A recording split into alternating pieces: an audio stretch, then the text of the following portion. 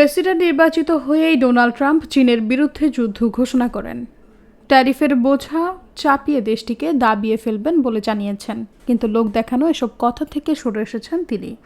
আগামী 20 জানুয়ারি আনুষ্ঠানিকভাবে দায়িত্ব নেবেন ট্রাম্প। ওই দিন শপথ অনুষ্ঠান ঘিরে বিশ্ব নেতাদের যুক্তরাষ্ট্রে আমন্ত্রণ জানিয়েছেন তিনি। অনুষ্ঠানে একজন অতিথি হিসেবে নিমন্ত্রণ পেয়েছেন চীনের প্রেসিডেন্ট শি জিনপিং, কিন্তু চীনা প্রেসিডেন্ট ট্রাম্পের সেই আমন্ত্রণ প্রত্যাখ্যান করতে পারেন বলে জানিয়েছেন ABC news.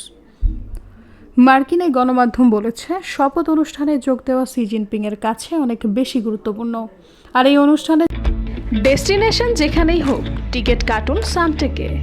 সামটেক tour and travel আপনাকে দিচ্ছে স্বল্প খরচে এয়ার টিকিট কাটার সুবর্ণ সুযোগ। যোগাযোগ করুন স্ক্রিনে দেওয়া নাম্বারে।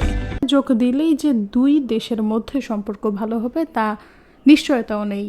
ট্রাম্পের ভবিষ্যৎ প্রেস সেক্রেটারি ক্যারোলিন লেভিট শপথ অনুষ্ঠানে জিনপিংয়ের আমন্ত্রণের বিষয়টি নিশ্চিত করেছেন।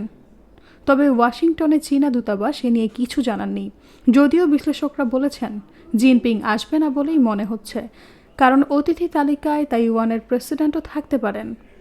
আবার মার্কিন রাজনীতিকদের উপস্থিতি জিনপিংকে নিশ্চিতভাবেই অস্বস্তিতে ফেলবে।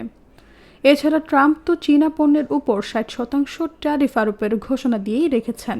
সেক্ষেত্রে জিনপিং যদি ওই অনুষ্ঠানে যোগ দেন তাহলে তা হবে বোকামি, আর বেইজিং এটা মেনেও নেবে না।